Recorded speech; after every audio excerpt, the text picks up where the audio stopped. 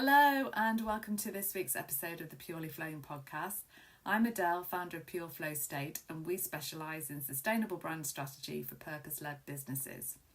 And the name Pure Flow State is inspired by the concept of flow state, which was coined by an Hungarian-American psychologist named Michal Csikszentmihalyi to describe a state where you're so in harmony with the present moment, you enter into a timeless bliss and can do whatever it is you're doing forever. And we work with brands to help them to achieve that, working from the inside out so that they can connect with the people who need them and make the impact they desire.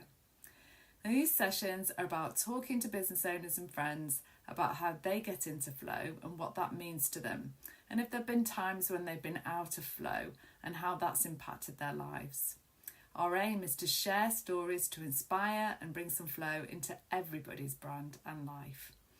This week I have two very special guests, mum and daughter Claire and Bella Arnott, who are here to share about their exciting project of bringing a book to life.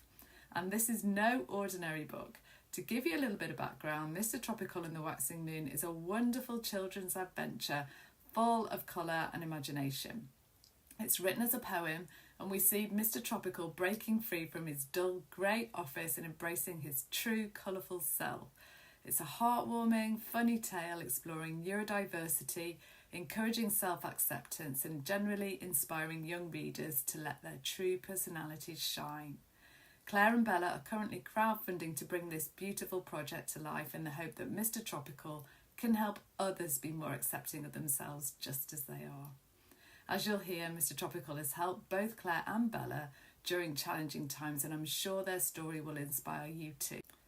Details about the crowdfunding page are below, so please do have a look and share this with anyone who you think can help make Mr. Tropical a reality.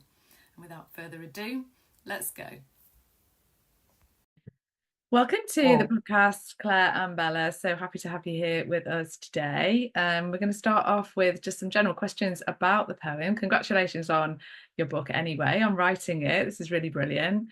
So what inspired you to write the poem in the first place?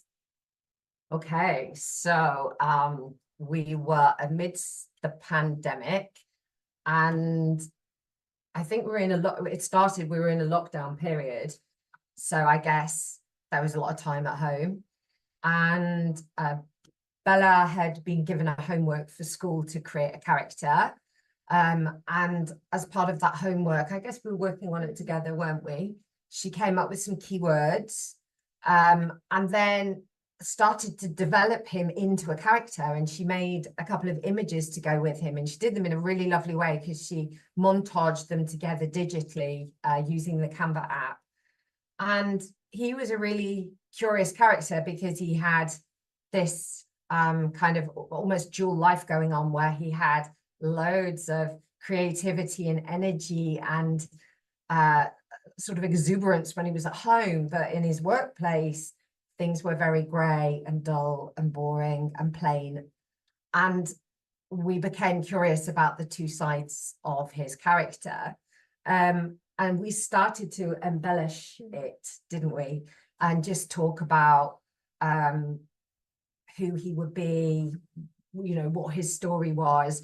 And then, as the amazing brain does, Bella just said one day, what if we made him into an actual story? What if he was an actual book? And Bella was 9 at the time. What if he was an actual book? And I was like, we could do that. We could do that. We could make this an actual book. But then it was like fast forward 4 years. 4 years. Almost. But and we're here making him into a book.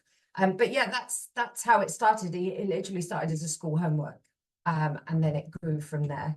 Yeah, great teacher for inspiring that homework. Yeah, actually, good point. Yeah. I'm trying to think which teacher it was. Miss Bryant, maybe. Was it Miss Austin? No, we shall have to find out. Yeah. So Bella, have you ever written any poetry before? So at school there was a poetry competition. I can't remember the name of it. But we did a poem about the space. It was outer space. Yeah. And it was about aliens. And it was very cool and I think creative. like half of it, but not the other half. And did you have to create a character for that as well? I don't think so. It was more just like write a poem Yeah. about space. And Yeah. then that's But you had it published, yeah. didn't you, that one? into the book with like all the other people's poems. Oh, fantastic. And how old were you when you did that? 10 or 11. Okay. Oh, I think you must have been younger than that, maybe. No, I don't it was know. after COVID. Oh, okay. Yeah. Oh, Yeah. you did that later. Oh, yeah, maybe. Yeah. Maybe after Mr. Tropical. Yeah. After we I wrote think it. so. Yeah. After he was born. Yeah. Oh, that sounds good. I like that. He was born. And how long did it take you? How long did it take you to write? So talk me through how the poem developed and how it became a book. Like you said, you decided that it could easily become a book. So how did you go about making it into a book once you got the character? It's a good question. Do you want me to answer that one? So we were at bedtimes, we would say, oh, let's do some more on Mr. Tropical. And we just bounce some ideas around. And that's where the thing about him being on his scooter grew from. That's where him being like a superhero, wanting to kind of have the wind blowing through his hair came from.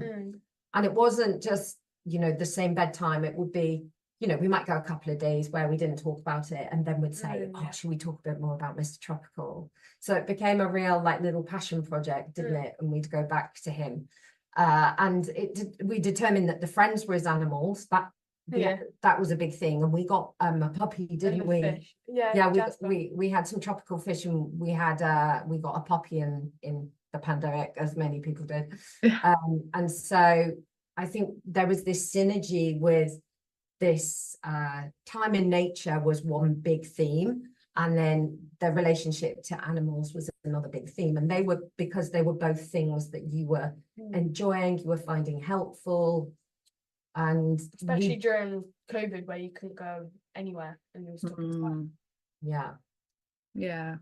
So we built them into the story. So he then developed, I started to write verses of poems around the ideas that had come up, like the scooter, or him talking to the animals, or him being in nature. And to begin with, they were a bit fragmented. So I'd just say, I've done another verse. And then at the end of the night at bedtime, we'd read it and we'd look at it, and Bella would say, actually, I think that word should be that, or actually, I don't think he'd do that. I mean, a 9-10-year-old is like the best critic for your poetry you'll ever come across, because they don't mince their words.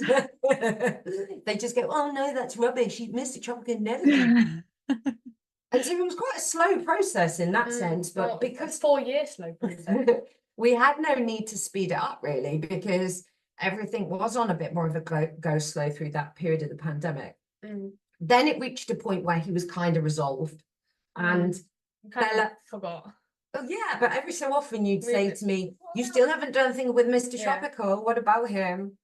And then it was the 1st of January when you have those moments that go, right, this year's the year, when I was like, right, he's sitting there as a manuscript and a character and this beautiful thing that evolved between Bella and I, and he's kind of now, it's his time to come out and shine a bit.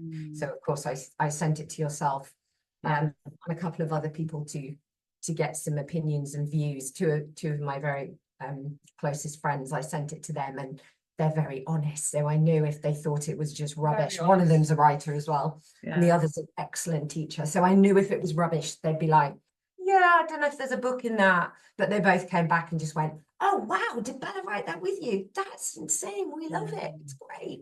And so I knew then we were onto something special. Yeah, I absolutely loved it when I read it as well. And I think the whole story behind it is what makes it even more beautiful. How, it was such a dark time, really, lockdown, and you were inspired by this character that you created in a time where nothing exciting at all was happening. And then you created this character that is so full of life and so full of energy and colour. It's just such a stark contrast to what we were all going through at that time together. So something so beautiful and positive being born out of, quite a quite a boring and dark Yeah, place yeah, that we yeah, were in yeah, at the yeah. time. So yeah, it's fantastic. Yeah, I've always loved him. So when you started, you say, you know, it took you about 4 years to complete it, but did it flow quite easily? And did you have a really clear idea of how you wanted him to develop, or was it just totally organic and you weren't quite sure in which direction it was going to go at any time? Well, we kind of always knew that we wanted to make it into a book, and then once like I'd drawn the original pictures, it came a bit more to life, Mm-hmm. and then after that, it came back.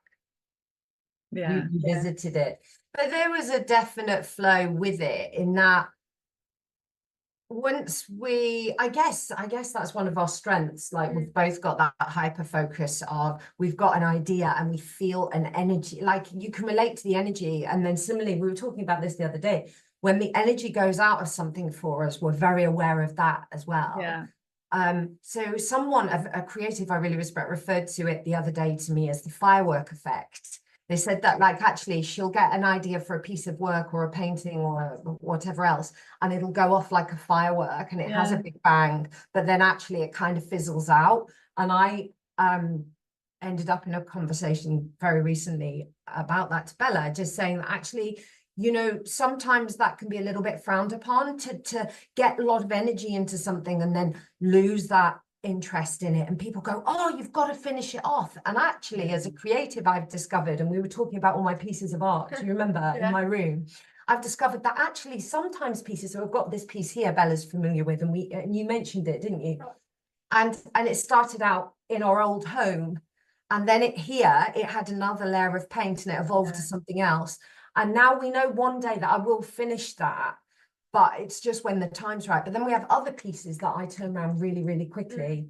And you've started to do that with your crochet, where you might have 2 or 3 pieces on the go at once. Yeah. But Crochet. I love that. On my blanket. Oh, I can see a Mr. Tropical themed blankets. Yeah. It is green. Yeah, it is bright green. But yeah, so the flow state's definitely there, and for this we were hot on this. This was all we could get excited about for a good few weeks, and then maybe it did fizzle off a little bit, but I don't think we've ever not believed in it as a good story, a good character. Well, do you think? Yeah, we kind of got busy because obviously moving house. Yeah, and then true. during moving house, because that was like crazy, it kind of he went quiet. Yeah, and then the house took over, and then we got back in this tropical house. And it came back. Yeah, Mr. Tropical came home. Yeah, there's another book there. Yes, finds his place. Okay, so Bella, talk to me about Mr. Tropical's character that you created. Are there any similarities between him and any of your experiences?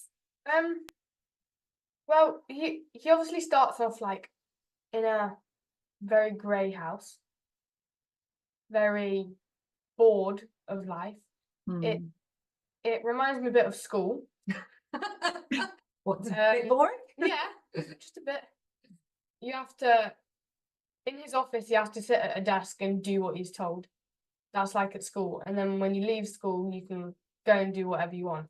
Like when he finishes work, he scooters off to the moon and talks to the animals in the moon.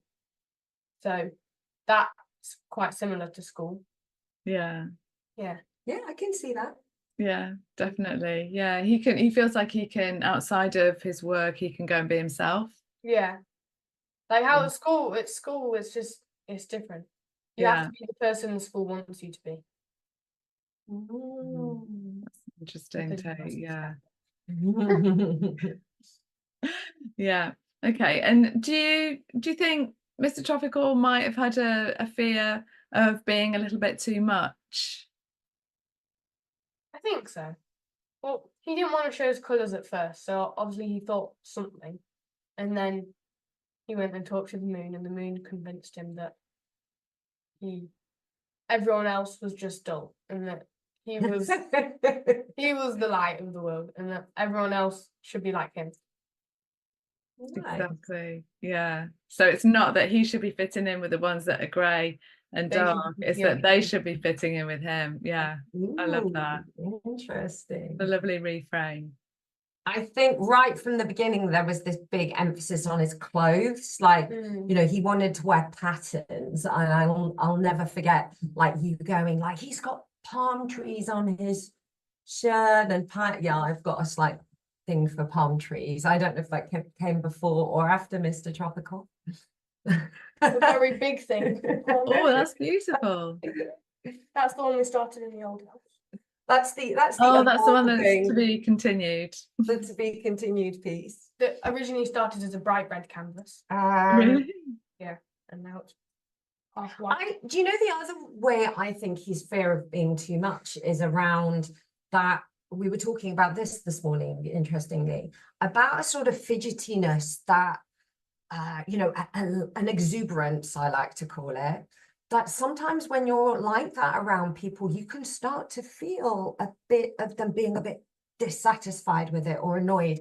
And I don't think that for me personally, I don't think I've ever intended to be overbearing. Hopefully I have some idea of people's personal space, but at the same time I am super chatty. I talk with my hands, I'm quite energized, I'm quite lively, and sometimes there can be this feeling that you get of people just literally just being like, whoa, you're a bit nuts. And maybe I'm just more sensitive to those vibes. But we were talking about it, weren't we? And I think that exuberance can start to make you feel loud, perhaps. That's the word I'm looking for. Or maybe just that also, like sometimes I do want to be loud. I do feel like I want to say my piece and put, and I think you identified with that as well, didn't you? You know? Even now, look, she's brushing her hair.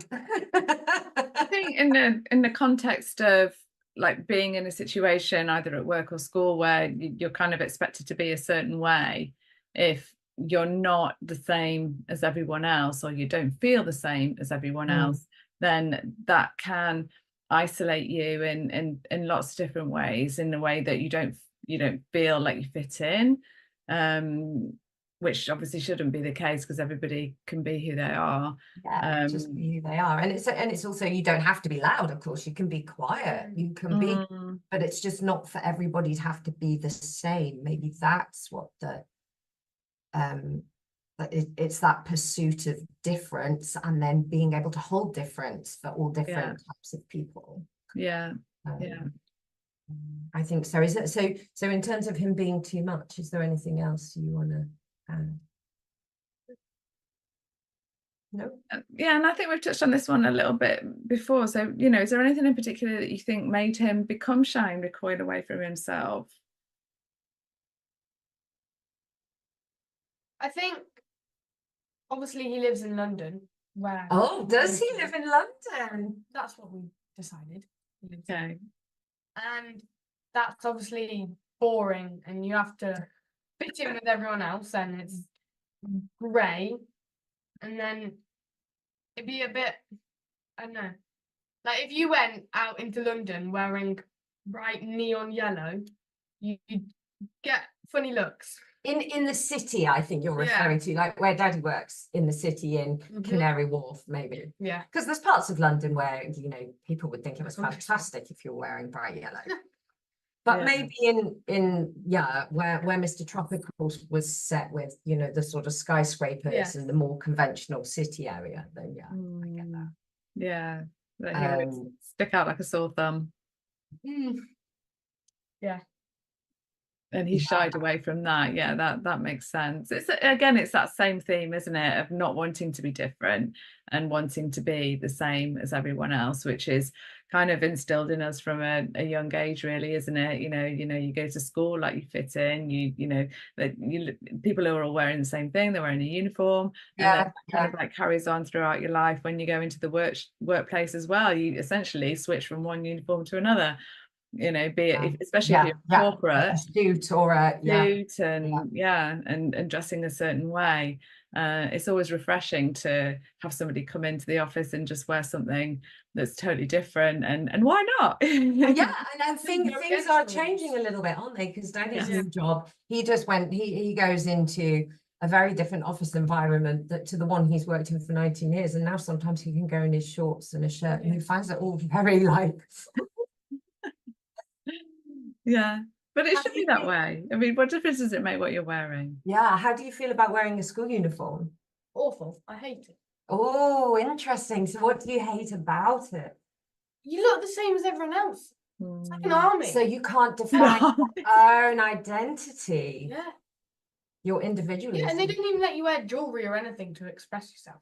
They're just like, put these clothes on so you look like everyone else. Yeah. Yeah, so there's a little Mr. Inner Tropical. It's like if they're looking for someone, they're never going to find him. Everyone looks the same. Yeah, lost in the crowd. Yeah. That's certainly not what Mr. Tropical does. I know. They used to stand out. So what do you want to express if you could wear whatever you wanted? Like for me, it would be colour. You know, there would be colour and pattern. Is that Yeah. similar for you, or is it all just, it's just even? Oh no, it's just nice to wear your own clothes. So, Who and doesn't want to wear their own clothes? what was that? Sorry. Who doesn't want to wear their own clothes? Like, No. be random if you don't. Yeah. It does make it easier for parents, I do have to say, when they just have to wear the same Wear thing every uniform, I day. agree. And I mean, I think that is the intention behind it, isn't it? Is that it is to make everybody the same. But I can also understand actually that as human beings, we, you know, whilst we want to feel a sense of belonging, we're very expressive. Like, you know, we want to develop our own identities and our own voices and be seen and heard for who we are. So, Oh, absolutely, yeah. yeah. Perhaps there is a way of somehow incorporating into an existing uniform. Yeah, something where maybe you can just express a little bit, just have a little detail, a little accent, you know, Yeah, like that's an a interesting thought, isn't handkerchief it? or something. Jewelry. Jewelry. Yeah. I think they might argue there's a bit of a health and safety issue with Yeah, I was just going to say, I How's think, that health and safety? yeah, I think it's also stuff getting caught, but also if stuff gets lost, I guess, then that starts Yeah. to be a problem. I Yeah. can't get that. People take stuff.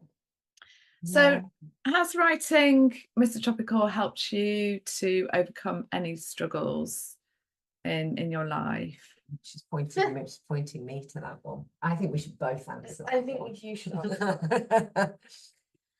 Well, it's interestingly, it came at a time where we were both going through something.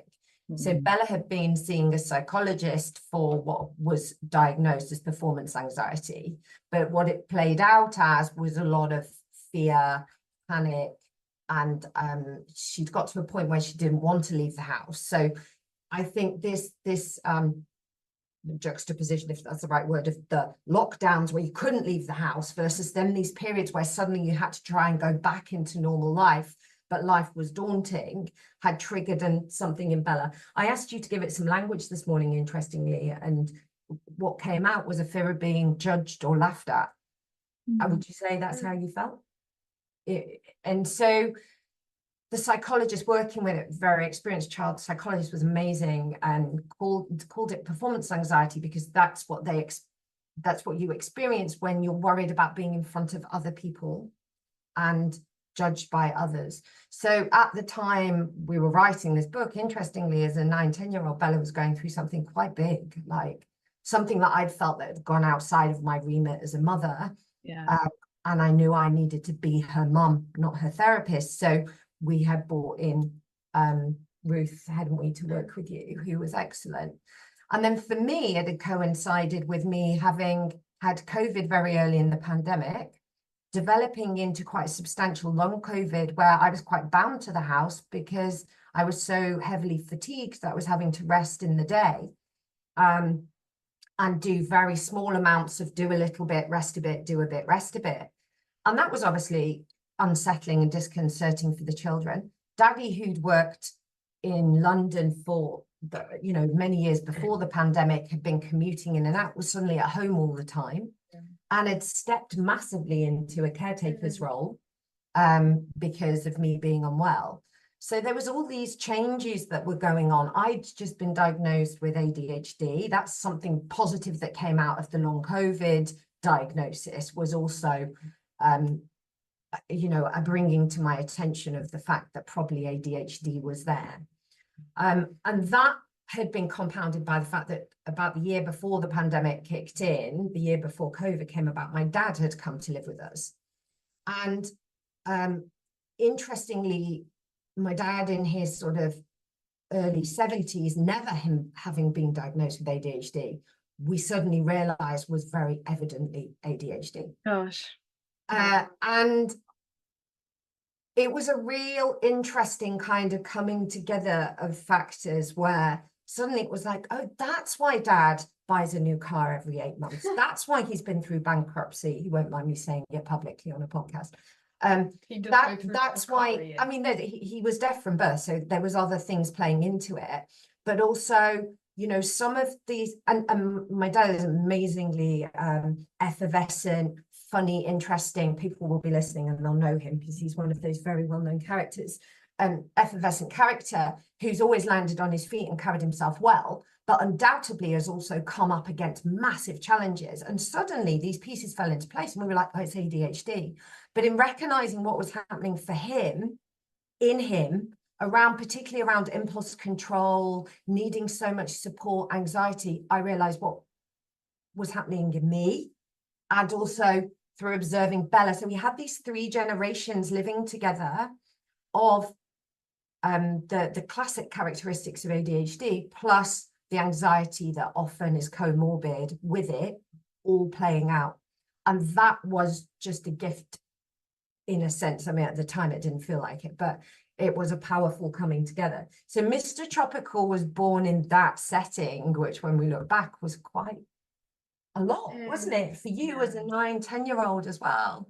And so we hadn't wanted to sort of call these things out with an acronym like ADHD, but actually in doing that, we realized that we were making it even more complicated to say actually what suddenly was going on with Grandpa Charlie, with me. I mean, the long COVID is slightly different, but the reason it shone a light on it was because life slowed down and the usual routine slowed down. Yeah. And then Bella's then anxiety that was playing out, the psychologist intervention allowed us to sort of start to put all those pieces together really powerfully. Yeah. And so Mr. Tropical was, was a part of that, wasn't he? He was a part of talking about it. He allowed us to depersonalize it a bit. So we could talk about, almost in a way, talking about ourselves and what we were going through without through him. Yeah. Do you think? Yeah. Wow. So he was a huge help to all of you at that time. Yeah. And continues to be so. Yeah. And also I'd say one of the real strengths of ADHD to actually, that was not premeditated. We didn't say, let's create ourselves this character in order to explore our feelings and things we're going through. Yeah. We just did that. Yeah. And when I look back, that's how resourceful a neurodivergent brain is. Yes. Really, really resourceful. Yeah. And I see that in Bella in abundance, like this resourcefulness. And you didn't have many sessions of EMDR, did you, before you got on top of it? 4 sessions, 5 sessions. And then she was back to gym, back to dance, back into school. And there's a few, sometimes you still do your EMDR tapping now if you feel you need it, don't you? But some of the stuff that came out of that time of Mr. Tropical, we still talk about, like talking about hyperfocus, talking about anxiety and how it plays into super creative mind. Like sometimes it's hard to have one without the other because the mind feels so fast, so many ideas, so much fascination. Yeah. So he's like a little bit of medicine, really. Yeah. Ooh. Do you think? Yeah, like Mary Poppins. Like Mary Poppins, spoonful of sugar.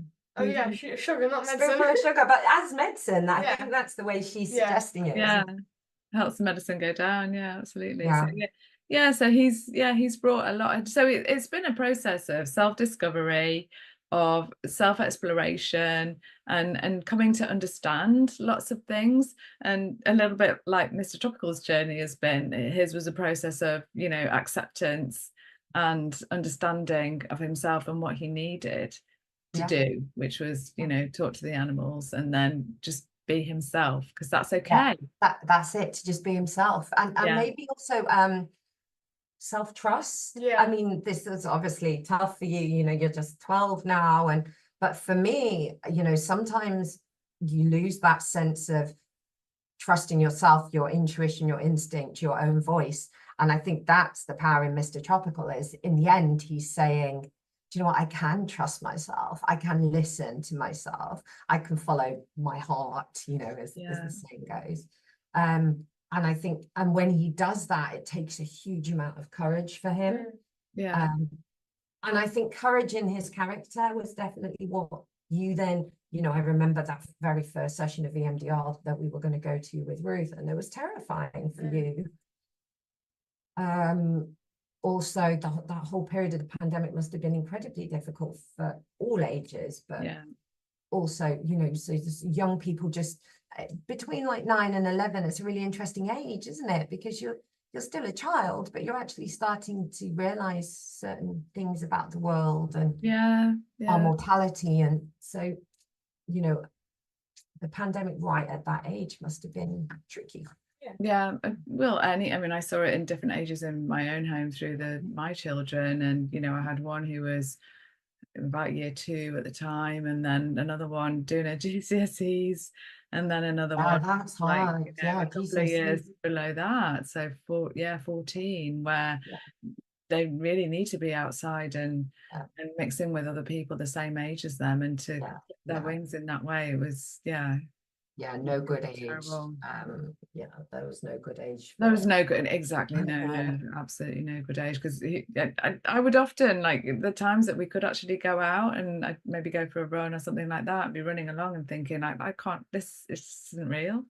Yeah, well, this is it. It's kind of about the feeling of unsafety, I think, that was around in that period as well. But I think particularly with ADHD as well, is like that you know, even you don't necessarily need the constraints of the pandemic, but actually situations, if you're overstimulated, can feel very unsafe. So we were having that conversation about you know, Bella had said that sometimes when she's at school she doesn't feel safe, but she doesn't know what that is. And we realized that actually it was just it's just a very high, you know, so much going on. You describe it if you want. Like, so many people, so much changing, so much expectation. It's changed a lot from primary, because obviously at primary, at my primary there was like 50 people, and now I've gone up to a school with nearly 1,000. Oh, that's a lot, isn't it? It's a big jump. It's a big jump. It's changed a lot. Just the noise level of moving from one place to another. One classroom to the next, like you're getting squished between stairs, people are falling over, like it's like, I think that like responsibility demands were big for you as well. Suddenly you went to having a lot of homework. So much homework. And then suddenly there's a lot, if your executive function isn't your superpower, or you know, you're not, that's not where you're great, suddenly having to juggle all those times, and you know, it takes a bit of learning that as well, doesn't it? And so I can see how, you know, it's a jump, but it's a good one, because you're learning all these new tools and new skills are really powerful, but it's navigating it.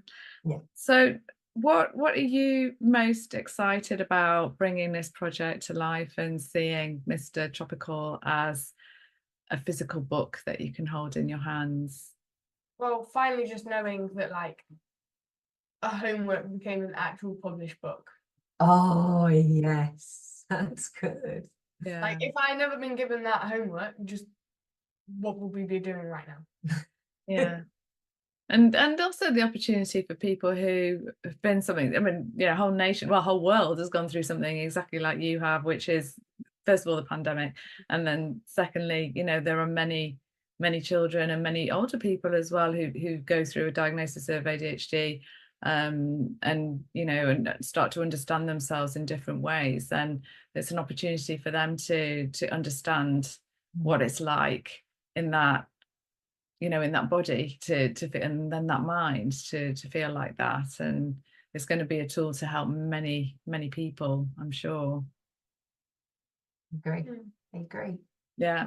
So what advice would you have for anyone who feels a little bit like Mr. Tropical does? Just be yourself, really. Like, to be honest, half the time nowadays, people aren't that judgy. Like, if you go outside, people aren't staring at what socks you have on. Like, they're not staring what shoes you have on. You can just go and wear whatever shoes you want or whatever socks you want. Like, my PE teacher, she wears crazy socks, but no one tells her off for it. Wild socks, yeah. She's expressing herself. Yeah, Wear wild socks. socks. Yeah. Yeah, I mean, coming from a 12-year-old, it's just that simple, isn't it, really? Just be yourself. Yeah. Just do it. I think that's where there's odd sock game. Yeah. Socks. Yeah, you're right. Yeah. Have you got anything to add there, Claire?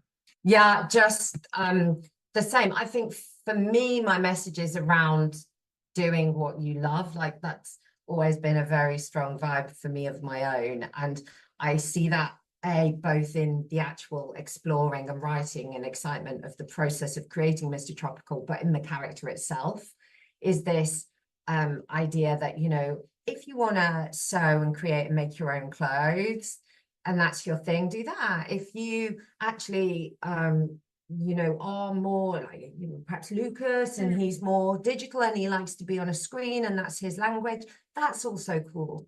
If you're a painter like me and that's your vibe, then that's also cool. You know, whatever it is, it's like, find your thing, but then don't.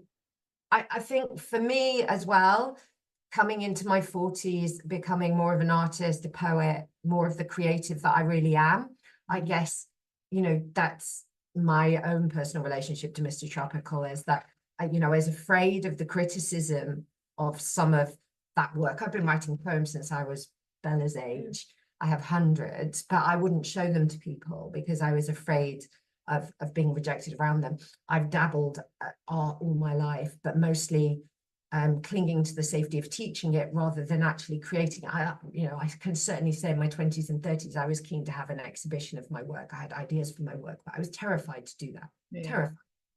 A reasonable extrovert and quite confident in many areas, but actually in those areas that are personal, like expression is a very personal thing. So actual personal expression, I hid behind other goals that were more acceptable goals. And that's what ADHD masking looks like ultimately. It looks like, oh, well, I just want to be an artist and I know my voice, but actually I'm going to try and do a more sensible type of job because it's consistent. I know I'm going to earn a consistent wage, and I'm not saying there's anything wrong with that. But at the same time, if you feel there's a part of yourself you're denying, then that can be more of an issue. So I think there's a whole lot. There's 2 generations, maybe even 3 generations if you count my dad's story in Mr. Tropical. I think it's like multi-layered. I think there's something of Mr. Tropical in all of us. Yeah. You know, that fear of showing who we really are in case people don't like us, but it's proven and it's been seen when you are your most you're at your most magnetic. And in your biggest flow state, perhaps. Exactly. Yeah, your best when flow you state. are you. Yeah. If you're going against the wave and against the current, everything's just difficult, isn't it? Yeah. So excited to bring this project to life. Huge thanks to Claire and Bella for joining me on my podcast, and please do have a look at the crowdfunding page. Donations start from as little as £10 and there are loads of rewards for anyone who donates. We're excited to be working with a fantastic illustrator on this project. You can check out some illustrations of Mr. Tropical in all of his glory on the crowdfunding page. We are so passionate about getting Mr. Tropical out there so he can help and inspire children to embrace who they are.